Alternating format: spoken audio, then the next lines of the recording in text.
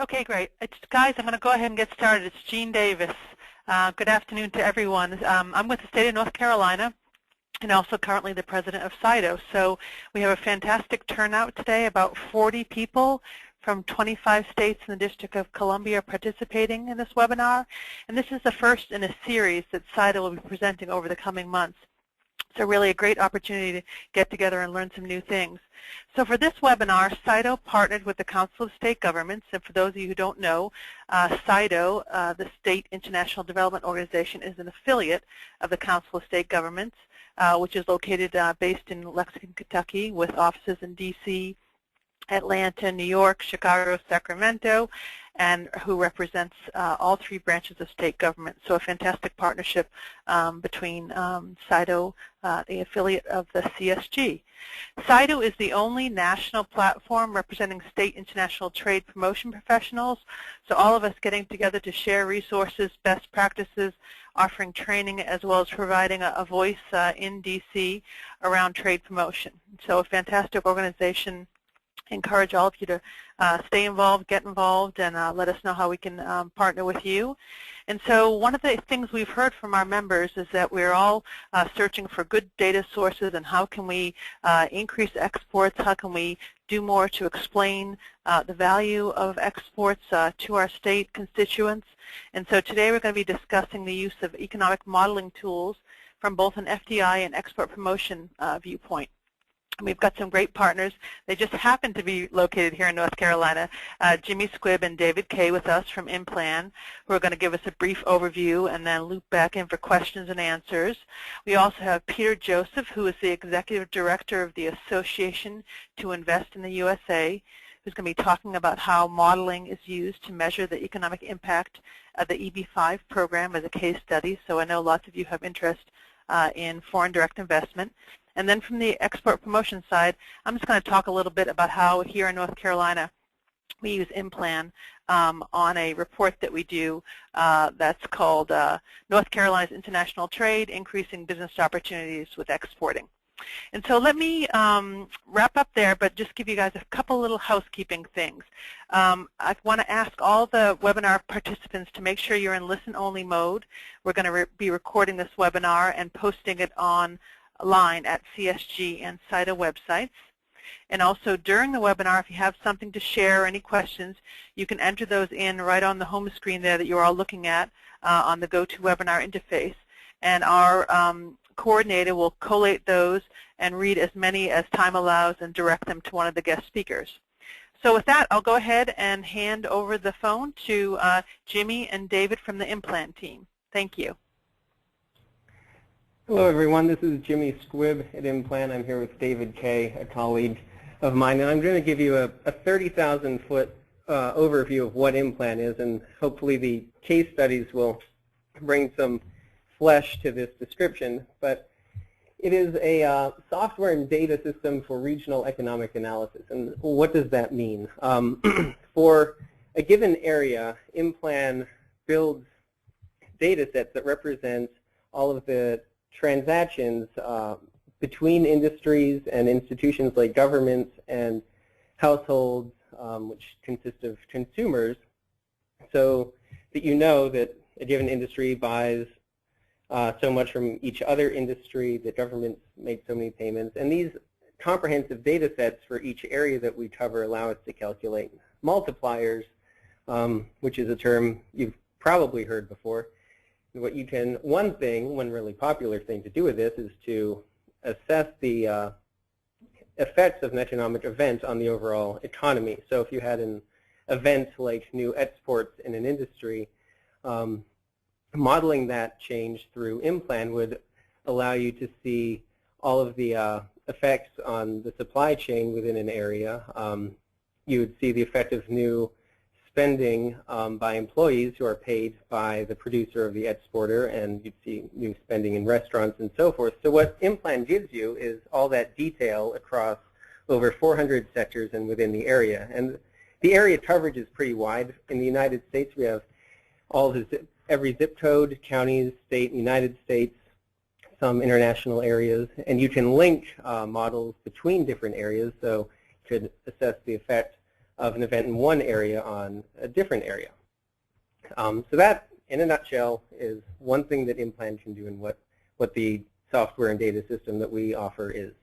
We offer training through an online support forum that's free to use for anyone who's a user of IMPLAN data. We have print manuals and DVDs, and also can offer in-person custom training seminars. Our data sources are primarily public and include the Bureau of Economic Analysis, which is the federal agency responsible for computing GDP, among other things. The Bureau of Labor Statistics, which has frequent and up-to-date wage and employment data across industries and regions. The Census Bureau, among others. We use only a few private data sources. And one important thing to note about IMPLAN is a model is customizable. So if you have extra detailed information about a particular industry or area, you can customize your model to reflect your information. Our clients include federal, state, and local governmental agencies who use IMPLAN for policy analysis, for incentive evaluation, to estimate the effects of economic development programs and other programs. Academics use it for research, and private businesses and consultants use it to measure the impact of whatever their clients' needs are. So that's my overview, and I hope the case studies are illuminating, and we'll be here for questions after them.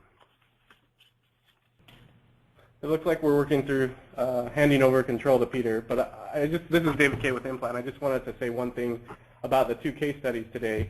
One of the reasons that we were excited to partner with CITO and IIUSA on this is because foreign direct investment and exports are really two of the most ideal sort of case studies to make use of the IMPLAN model. So we're excited about these case studies because not only are they interesting from a policy perspective, but they're also very interesting because they are very good examples of how IMPLAN can be used.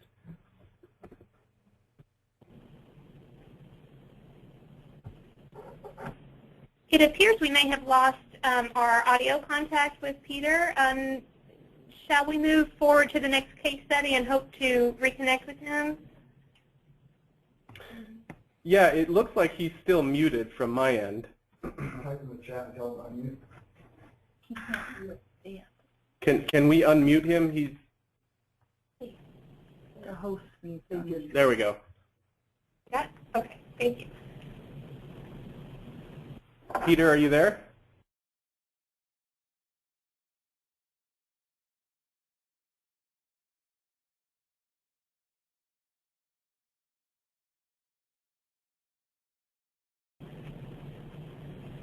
We're still having some audio trouble on this end with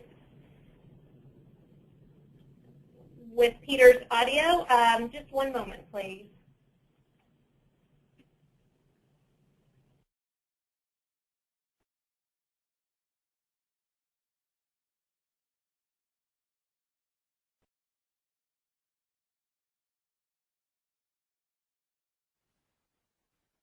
Hello. Hey, can you hear me? Yes, we can. Thank you. Okay, good. Well, we've had our technical hiccup for the webinar. Thanks, everyone, for their patience. And onward, as I like to say. Well, I had been talking to myself, apparently, and I was saying some pretty good stuff. I wish you all had heard it, but I'll do my best to sound similarly as I tell the story again. So I'm really excited to have the opportunity to speak with you all and bring to life how we've been able to use IMPLAN to show how the EB-5 program, which is a niche foreign direct investment capital market, has been able to bring to life the economic impact of foreign direct investment through the program by using IMPLAN and using some unique data that is part of the process within the EB-5 program. And for those of you that are not totally familiar, we're going to quickly go through what is the EB-5 program generally, as well as what roles do states play within the EB-5 program, just so you all are aware of this economic development tool going to move pretty quickly, cover a lot of ground. I welcome any questions both through the Q&A here on this webinar, but also if you want to reach out to us directly, I'll share my contact information at the end of the presentation here. And thank you very much to SIDO and to Council of State Governments and IMPLAN for allowing us to really share this story with you. I think you'll find it quite interesting. So now the next trick is, do I have control of the panel? So can we go to the next slide?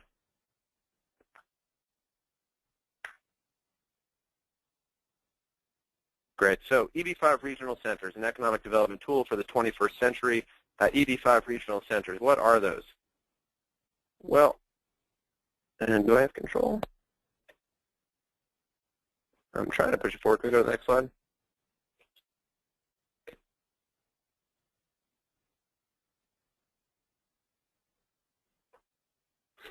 There we go. So what is a regional center? A regional center is an organization that's designated, well, now we're going too far ahead. One more. Okay, so regional center is an organization that's designated and regulated by the U.S. Citizenship and Immigration Services.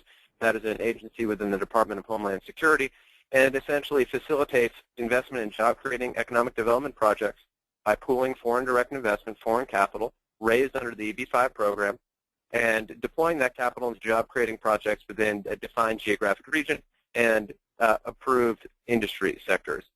Regional centers can be publicly owned, they can be privately owned, or some kind of public-private partnership. And they're essentially they are economic development entities that are approved by the federal government to raise capital overseas for the purposes of economic development and job creation in their regions. And the foreign investors, if they create at least 10 indirect, direct, or induced jobs per investor, can get a permanent green card. When they first come to the U.S., they get a conditional green card, and about 2 years later, they'll have to get the conditions removed from that green card if they meet the job creation metrics. So aside from how IMPLAN is used specifically by us as the National Trade Association, that is what we are, 501c6 National Trade Association of EB5 regional centers, aside from what we do with IMPLAN to bring to life the macro data and the macro economic impacts of the program, actually regional centers often use IMPLAN themselves to model out the economic impact that they will have in the job-creating projects that they're funding through the EB5 program. So I'm not going to go through every one of these slides here, frequently asked questions, but I wanted to just make sure this is available to you. I'd be happy to share any of this information with you, and I'm not sure if you get a copy of this PowerPoint, but if you do, it's right there as well.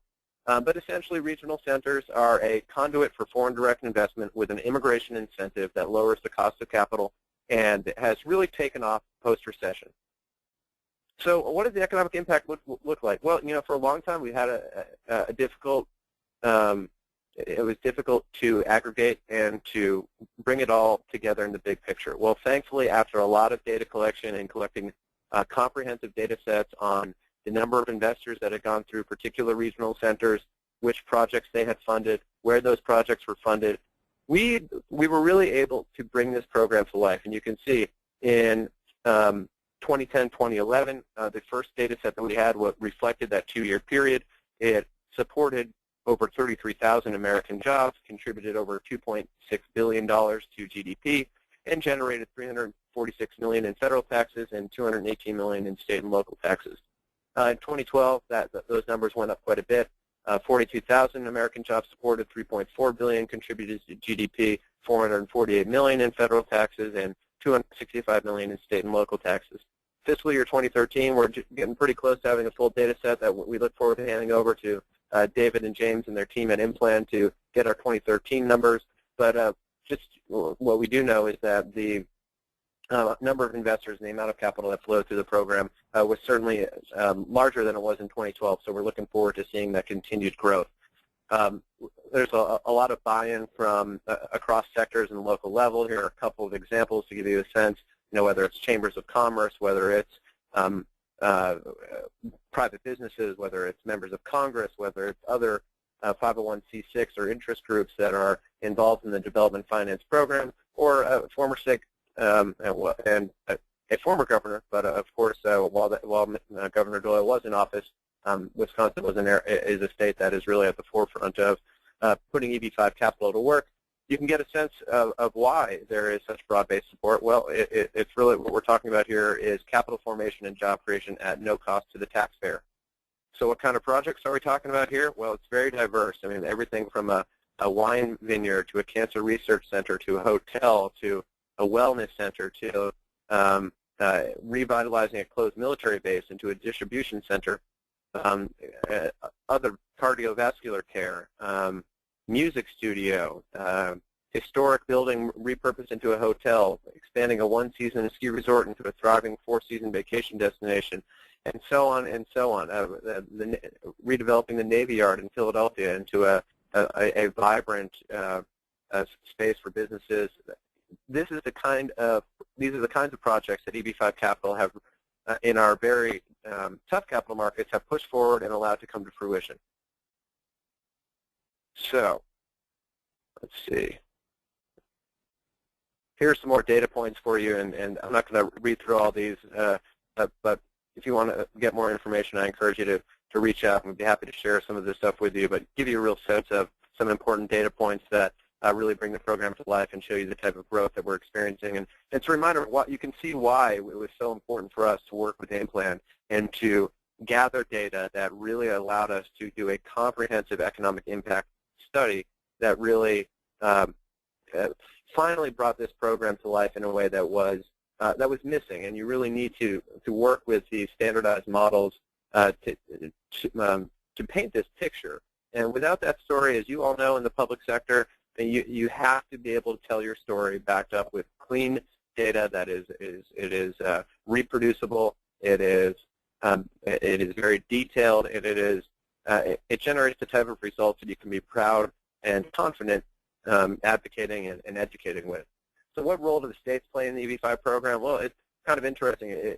There are multiple roles. One is, states can actually own regional centers themselves. The state of Vermont and the state of Michigan do, and they actually operate their regional centers as well. And so what does that mean? Well, performing oversight on the projects that are being marketed underneath your regional center designation. Pennsylvania, slightly different model. They own the regional center. It is operated by a private company that specializes in EB5 regional center operations and management. You can also support marketing activities. You can participate in trade missions, put letters of support for the project on record so that it's clear that the communities that these projects are being built in with EB5 Capital have buy-in for types of jobs and the type of economic impact that's being generated there. And then, of course, the states have the authority, and it's really the governor, and the governor can delegate this authority elsewhere within the state government, but can issue letters designating the geographic boundaries of what's known as targeted employment areas. These are important because it lowers the minimum investment threshold from $1 million to $500,000 for the immigrant investor to qualify for the EB5 program. And so states can draw the actual geographic boundaries for areas that will be defined as a targeted employment area, and more specifically, one of the sub-definitions of a targeted employment area is a high unemployment area, which would mean an area with at least 150% of the national unemployment rate. The other option is a rural area. That does not require a state letter. Rural areas outside of metropolitan statistical area with a population of less than 20,000. So again, I'm moving very quickly. I know this, but I wanted to at least paint a little picture for you of how the program works, and also for all of you who are involved in state governments, of course, what role do the states have in the program? And if you all have regional centers in your area and you're trying to make sense of them, or you're already working with them, these are some thoughts here that hopefully can help you continue to do the great work you're already doing. Okay, so we've already talked about this. Program allows for targeted investment in exchange for permanent residency, assuming that jobs are created. High unemployment area or rural area has to support 10 full-time jobs at least, and that is direct or indirect, and a $500,000 minimum. There are actually now over 500 regional centers in the country. There are about 210 of them are IIUSA members. They make up over 98% of the capital flowing through the program. So what are those other 300 regional centers doing? I'd appreciate it if you didn't ask me that question so I could get some sleep tonight. But in all seriousness, that is why we exist as a trade organization, to help you make sense of what is a crowded marketplace, a hyper-competitive marketplace. But this gives you some of the basic metrics that we bring to light when bringing IMPLAN into the mix to do an economic impact study. So, what does a capital stack look like in a project that is involving EB5 capital? Well, here's a hypothetical here that does a pretty darn good job. I mean, I think capital markets in a lot of ways are a heck of a lot more healthy than they were leading up until 2008. Risk is being broken up on the front end. Capital stacks are diversified before they get at bank lending. 20% is that magic financing number where the banks all of a sudden are ready to talk again, and we're not necessarily chopping up securities within the bank and selling them out the back door. We all know where that got us last time. But this gives you a sense, EB5 capital can plug capital gaps and bring projects to fruition that were struggling to get all the capital in place, and then use the economic impact of that project to qualify those investors for their immigration benefit.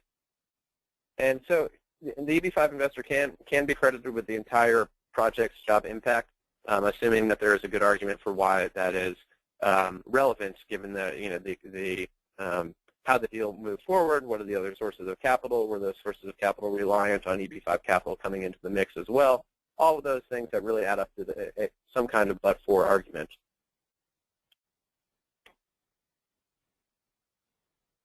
So here's just a quick example. Dutch citizens got their E2, which is a temporary temporary investor visa in 2000. They really want to go ahead and get their permanent residency here in the U.S. In 2011, they invest $500,000 into a Washington, D.C. hotel construction project, and in 2012, received their conditional permanent residency. Well, they've actually probably either just filed their second petition with the federal government to remove the conditions from their visa and demonstrate essentially that at the beginning of the process they said they were going to do ABC, and it was going to be a part of the process of putting X amount of capital into Y industry and Z geography and get a certain number of jobs, direct and indirect, that account for the 10 per investor that they need to qualify for their immigration benefit. So back in 2010, the federal government commissioned its own economic impact study, and this was really based off of a very, very light data set. It was a very small sample from investor applications that they took it from. They really underestimated, by nature of their sample that they took, the actual economic impact of the program.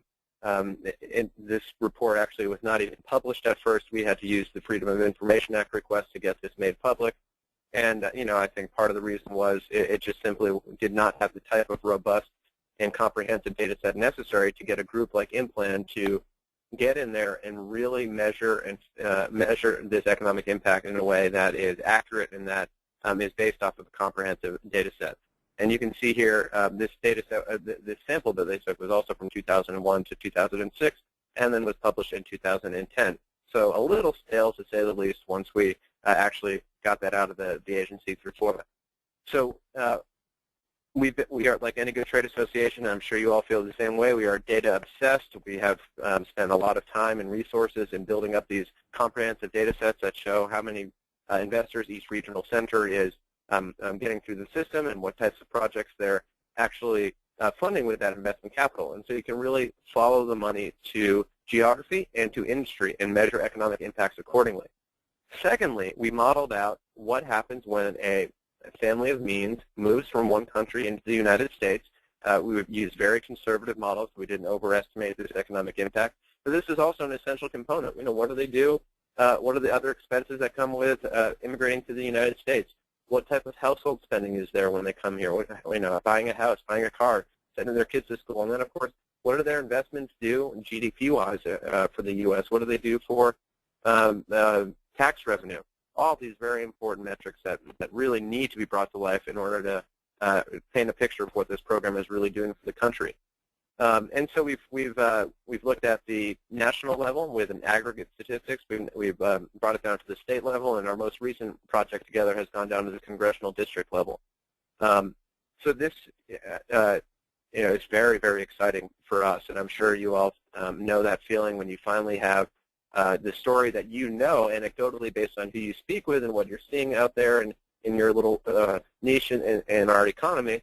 Well, to bring it to life with these type of data points that are multi-layered is really, it's essential to telling the story of what it can be seen as a complicated program.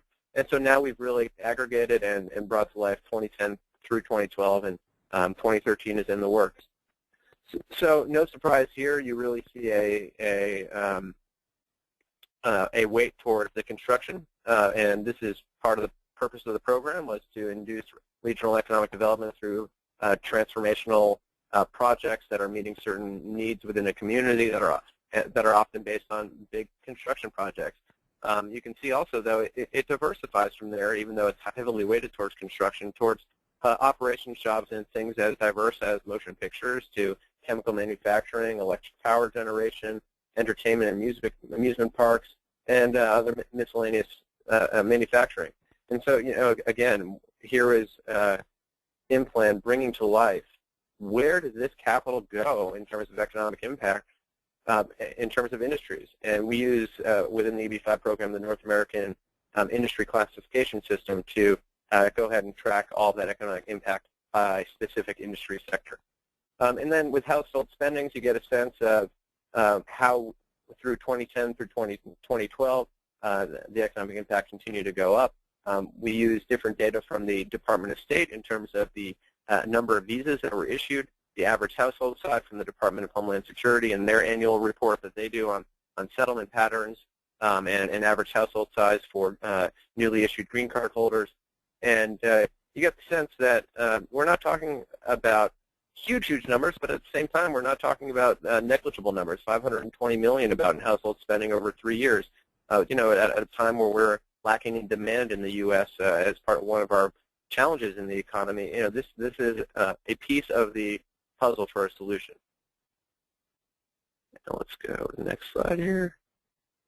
So here's just a little simplified model. You get the sense of what exactly we needed to track and how IMPLAN really helped us think through the step-by-step process of tracking this capital, and then using the data to really bring it to life. But you get the sense you have direct spending that goes from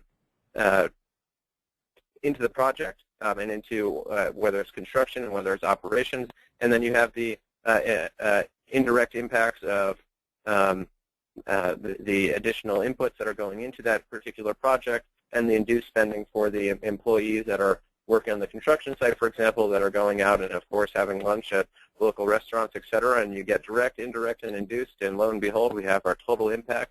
And turns out it's rather robust. When you get to the economic impacts of EB5 investments themselves, we get to look at, again, tax revenue, GDP, jobs supported, finally bringing to life these 3 different sections of the economic impact in terms of direct effect, indirect, and induced effect.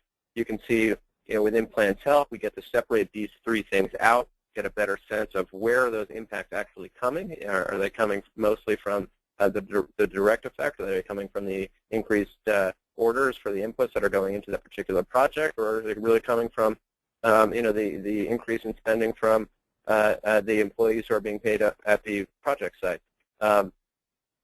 That type of specificity and really builds in credibility that we can tell this story and segment it out and help policymakers, help media, help the public, help state governments, local governments, whoever needs to understand this. We now feel like we have the tools we need, thanks to our work with IMPLAN, to go ahead and get as specific as we need to, but also can keep it at an aggregated level as well.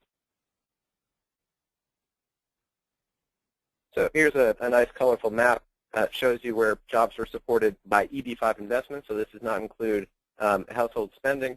You can see some states that are at the forefront of this: Texas, Florida, California, New York, Pennsylvania, Ohio, Illinois, Washington, et cetera. 2013, we're expecting an even more colorful map. But this gives you a sense of the breadth of the impact of the program in 2012, and it continues to grow. And so this, we essentially went over this as well. And I'm going to run out of time quickly, so I'm going to want to move through some of these a little bit quickly. This gets to similarly, household spending economic impacts broken down direct, indirect, and induced.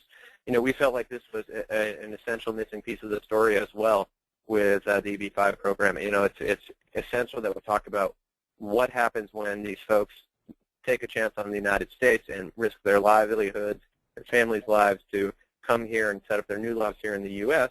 But aside from the human element of appreciating their seeing why the United States is a place where folks want to invest and want to come and be part of the U.S. economy and U.S.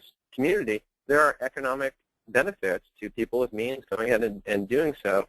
And these are the type of folks from overseas that are really plugging a particular aspect of our economy, whether it's demand, whether it's investment capital, that you can see here in cold hard numbers now and separated out into the three categories. And these are permanent contributions to the U.S. GDP, and we'll take it where we can get it these days. Even more colorful map when you're talking about household spending. We really used an average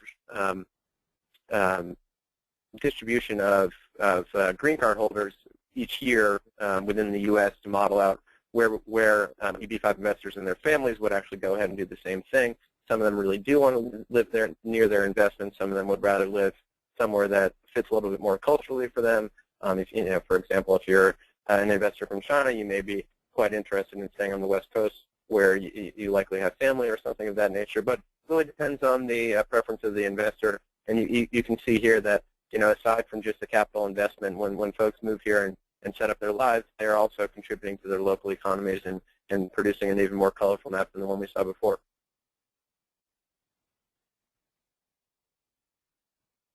And so, this is where we can get into just how careful IMPLAN is in how they are, and this was very appreciative from our side, in ensuring that we really articulate what these numbers mean in present value of the capital, et cetera. And, of course, as inflation changes the value of money over time, these things change, and you want to make sure your reference point is accurate. And thankfully, if you work with data sets that are as robust as IMPLAN's to build these multipliers, you really can get into the specificity of what those numbers mean in present value and versus what they meant maybe at the value at the time of the measurement.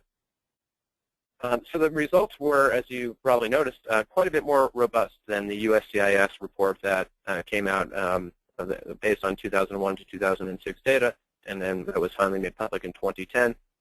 We literally used a comprehensive data set of every single immigrant investor that went through a regional center during those years. USCIS used a very small sample from a time 2001 to 2006, where we did not see nearly the same demand activity that we've seen in more recently, and using the model that we did with IMPLAN, and we actually also had these studies peer-reviewed by economists affiliated with the Association for University Business Economic Research. It really has allowed us to act quickly as we get these data sets so that we don't end up producing stale results.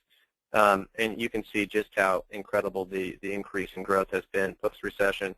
There's an incredible amount of wealth overseas. There's a big need for capital here in the United States. And we have a classic story of supply and demand mixed in with some good old-fashioned American entrepreneurship. And lo and behold, we have a new niche capital market that's worth about $3 to $4 billion a year. And so in terms of forecasting, there are only 10,000 visas each year available for the EB-5 program. That number can fluctuate a little bit up or down depending on the other demands within the immigration system.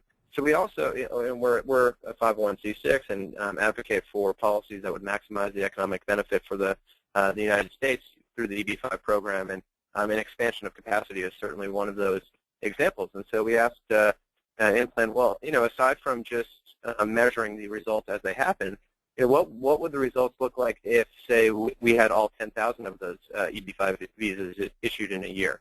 And what would happen if that cap was raised to 20,000? What would those results look like? And so here's a nice chart, a nice graph that shows you the answers to those questions. And it's really made our ability to talk about our policy platform, it's put cold hard numbers onto why we're asking for what we're asking for. And for all of you who I'm sure live in the same world where you have to advocate for policies that will maximize the benefit of whatever program you're working within, having these types of numbers for that back up the policy argument are absolutely essential, and they need to come from somewhere independent like IMPLAN with data that you have housed within your system to really bring it to life. So, the conclusion is something that we knew, but now we could actually conclude based on data in a very robust study that impacts had increased considerably in recent years, and that's a substantial contribution to the U.S. economy, and that's mostly due to increased level of participation. And if the maximized capacity for economic impact is the major policy consideration, well, of course, an increase in the cap would allow for a far more robust set of impacts for the country and hopefully for all your states as well, who I hope are out at the forefront of the EB-5 program as well. Now, what's interesting here, too, is that, and this is a perfect example of the types of insights that groups like IMPLAN who have their hands in lots of different industries, in the financial services industry and capital markets, to come up with an observation that I never asked David about whether EB-5 was going to crowd out other investment capital, but sure enough, that's the type of insight that IMPLAN can bring to life to you, and this is an essential new talking point for us as we do our advocacy work and talk about why this capital market does matter to the U.S. economy. It's not crowding out other investment. It's actually allowing other investment to come to the table to get these projects done. And more importantly, get these projects done and create American jobs at no cost to the taxpayer. I say no cost to the taxpayer. Last time this program was scored by the Congressional Budget Office, it was scored revenue neutral. That doesn't even consider the tax revenue that it generates, both from simply the projects going forward, but also from adding these people of means to our tax rolls and taxing them on their worldwide income. So this is I agree, this was an exciting application of IMPLAN's capabilities, very careful methodologies, reliable results, and thankfully they're also very technologically savvy, and we're continuing to work on how we now bring this to life in some kind of interactive web experience for users who visit our website. And being able to work with the same group that did your study on that kind of technology-oriented presentation, well, it's one less headache, and it's always fun to work with technically savvy people that know the data as well as these folks inherently do. So questions, comments, here's my contact info. So we're Executive Director of the Association to Invest in the USA. I encourage you to email me, give me a call, check out our website. This is an important tool for you to have in your toolbox, and I encourage you to use this as a resource as you try and make sure that your states are getting their fair share of economic benefit from the EB-5 program. So thank you so much for listening, and I know I talked very quickly and probably missed a point here or there. Happy to answer any questions, and thank you again for the organizers for giving me the chance to tell this story. I think it's a compelling tale of both a program that's working, but also the importance of working with a group like IMPLAN to ensure that you have every last piece of the puzzle ready as you try and either advocate, educate, or all points in between. Excellent. Thank you so much, Peter, for that excellent, outstanding presentation with just so much great data and information that you included. We appreciate it. We do have a couple of questions that have come in during your presentation, so I will just read those off to you if you don't mind to provide your response. For the EB-5 projects that you described, how much of the funding came from EB-5 investors? Generally, what percentage of project financing comes from EB-5 investors? So I didn't quite hear the first question. I'll answer the second one, and then maybe you could repeat the first question. But the question, I think, is, so what's the average percentage of a capital stack that EB-5 capital is filling up? And it really depends on the size of the project. I mean, we've seen examples that really go up into the 60% range. We've seen even higher than that anecdotally here and there. But more so, and I think this has started to become more industry standard, you see more of the sort of 10 to 30% range depending on the size of the project again. Okay. Great. And the first part of that question was very related. It asked how much of the funding for those particular projects that you described came from EB5 investors. So. Good question. It's varied quite a bit in those projects that I highlighted there. And David K. just reminded me that the study of the economic impact that we generated was just from the EB5 portion of the capital stack. And we didn't get into how much it was leveraged. And that's something that, David, I know you're on the line here. That's something I'd like to get into with you sometime. But we'd be happy to share some case studies if folks want to reach out to me individually of the diversity that we've seen. I mean, one example, the Nilo Hotel on the south side of Dallas, that was a project that used new market tax credit, historical tax credits, EB5 capital, developer equity. I mean, we're talking about a very complex transaction that got a lot of lawyers, a lot of hours on billing. But for good reason. I mean, that's what it takes these days, and EB5 was a sliver of that capital, but it really did push that project forward to fruition. Great, thank you. The second question we have is the 10,000 visa cap based on the calendar year or the federal fiscal year? That's based on the federal fiscal year. Okay, excellent. And one more question. The economic impact of EB5 is indisputable. What arguments would Congress offer against increasing the limit from 10,000 per year to 20,000 per year? Sure. It has nothing to do with the pure policy arguments that we're making. It is met with kind ears on Capitol Hill. It's really a part of the larger immigration debate and discussion as to if there's going to be an enhancement of visa availability amongst all employment-based green card categories, that there are plenty of other categories that also would like an augmentation. So at times we get caught up in broader immigration politics. We see the EB5 program as an economic development program that happens to have an immigration benefit that lowers the cost of capital and makes it all worth everyone's while.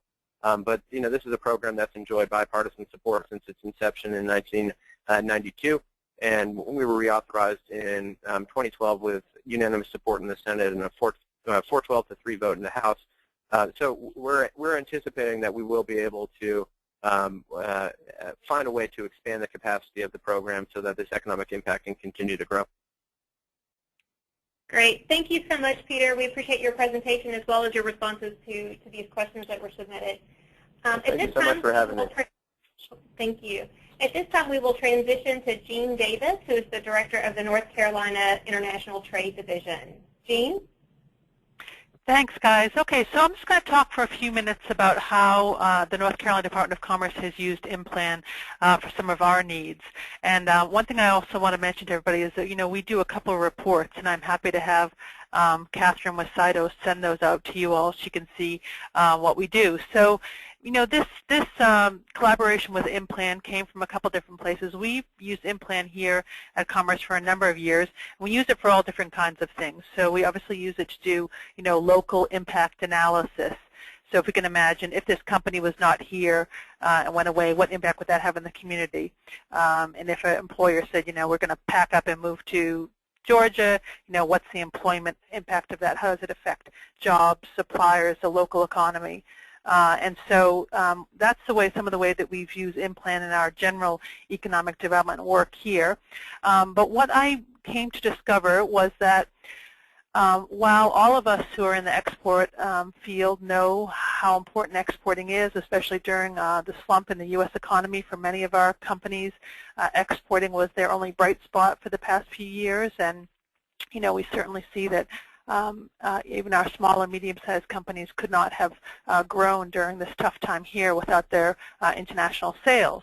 But what we had a hard time doing was quantifying that or explaining why international trade was so important, why our division should get its funding, why we should be reaching out to partners across the state to get more people exporting.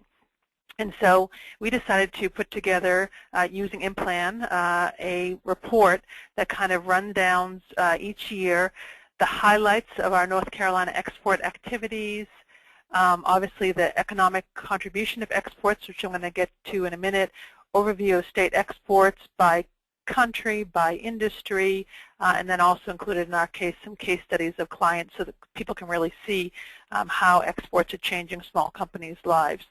But to talk about how we use IMPLAN, let me go to the next slide. we have a section in our annual report, and that section via IMPLAN showed the following, that North Carolina exports, which in 2011 were, let me just think about this for a minute, probably around 24 billion, that supported 365,000 jobs, which at the time was 7% of total North Carolina employment, and 34 billion in state gross domestic product. And so again, we're trying to get after, yeah, we can show what our state exports are, but what does that mean in terms of job, in terms of growth, in terms of GDP, etc. So the next slide. So inside our report, we include this chart. And Peter talked a little bit about some of these direct, indirect, induced things. But in our case, obviously, when here trying to measure the impact of exports, we use IMPLAN to get a read on employment, labor income, value added, meaning state GDP, and output. And so as he mentioned, direct means how many jobs do you have that are directly producing these export products. The indirect part means, so for example, you've got a manufacturer that manufactures something. What's the indirect impact of all those suppliers' jobs on that company? And then obviously the induced has to do with all the buying and spending in the community around those direct and indirect jobs. So that was really helpful for us to say, these companies that are exporting, all of the things that go into that, and all of the partners that they work with, and all of the effect on the community means that 365,000 jobs are supported because that company is exporting. Showing the labor income, also very useful. Showing the state GDP and the output, also incredibly useful. And so that's one of the things we have inside of our report. Let me have you go to the next slide. And so for us, the important things about IMPLAN, so you're showing the linkages among the producers, you're showing intermediate suppliers, consumers, and other institutions. And so the idea is that you can pull together the economic impact or effects associated with those changes. So lots of things. If, for example, you can tweak the numbers and look at export production, how does that affect a community, jobs, investment, all that sort of thing. And that really has been helpful to us in telling our story across the state, because generally when we go to the General Assembly, ask for increased funding, people want to, not just see the dollar value of what we're exporting every year, but more importantly, what's the full impact of exports. And so that's where IMPLAN has helped us. Let me have you go to the next slide. And as I mentioned, so we use a number of different data sources. IMPLAN's been fantastic for us. Here at Commerce, I'll tell you that we use the Peers database. We use Wiser Trade. We use ISA reports. And then we have a proprietary public access program called Access NC that gives us lots of different business lists, business data reports, custom radius reports. And so generally pulling all these things together allows us to do, I think, a really effective end-of-the-year rundown on exports and all the associated benefits that it brings to our states. And for us, we package this in a couple of different ways. One of the ways we do it is for our General Assembly, so that we can show the growth in the economic contributions of exports, so that we even can show at a county level for each legislator what companies in their counties are exporting, what the impact of those industries are, which is really helpful to people in explaining, why exports are important to their local regions. And of course, I know that all of you struggle with this. People always ask us, well, tell us about how many jobs are created via exports. And we've all heard those general calculations of for every, $1 million of exports, you're going to get 10 jobs, or whatever calculations people have used over the years. And so by using IMPLAN, I think that we've gotten much better look at data and a more holistic picture of why exports are so important to our states. and it gets us out of the game of guessing around job creation and job retention numbers. So that's how North Carolina uses IMPLAN, and we've been really glad to have the data. And we are lucky that we have a fantastic policy research and planning group here in our organization. And I think that they tell me, again, I just get the data from them. They're the ones who know what questions to ask within IMPLAN, but they have talked to me about the training that they've gotten from IMPLAN, and having discussions with them. For example, I know that the state of Pennsylvania uses IMPLAN for some of the same things that we do. And so oftentimes when we call IMPLAN, we'll say, well, we talk to Pennsylvania about what they're doing, and IMPLAN's been great about working together with us as partners to see what best practices are out there around using the data, about experimenting with moving the data around or asking different questions of the software, and so it's been a great tool for us in general. So I will stop there because we're getting close to time, and see if anybody has any questions.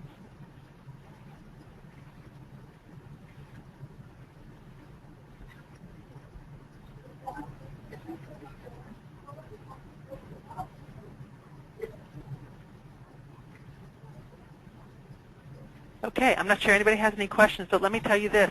I am going to get Catherine a copy of our reports, our 2013 International Trade Data Sources sheet, so that everybody can have that. And of course, if anybody has any questions specific to the work we're doing, I'm happy to take any calls or emails from you talking about the things that we do here. Hi, Jean, this is Carrie. We have one question that just came in. It asks, how do you prepare the county reports for the legislators? Do you use a combination of peers plus IMPLAN? We do. We kind of pull from all of our data sources, and we've been very lucky here in North Carolina that we have the headquarters for SAS, the statistical software company here. And so SAS, along with a partner of ours, created what's called a heat map. And via that map, we have 100 counties in North Carolina. You can go onto that heat map, click on your county, see the number of companies that are exporting, see how many foreign-owned companies are there in your county, and that data set is pulled from all of the various data programs that we access here in North Carolina. Great, thank you. I'm seeing no additional questions that have been submitted, so I just want to take one moment. This is Carrie Abner with the Council of State Government Headquarters Office in Lexington. I want to take one moment just to thank all of our presenters today. This has been a really rich discussion and presentations, and we really appreciate your taking the afternoon to talk with our members about this important topic. As a reminder, this presentation has been recorded, and we will be posting it to the CSG website as well as to the CIDO website. And just want to thank all of the participants for tuning in today, and hope you'll continue to tune in to CSG's eCademies as well as upcoming webinars presented by CIDO. Thank you so much. This concludes today's presentation.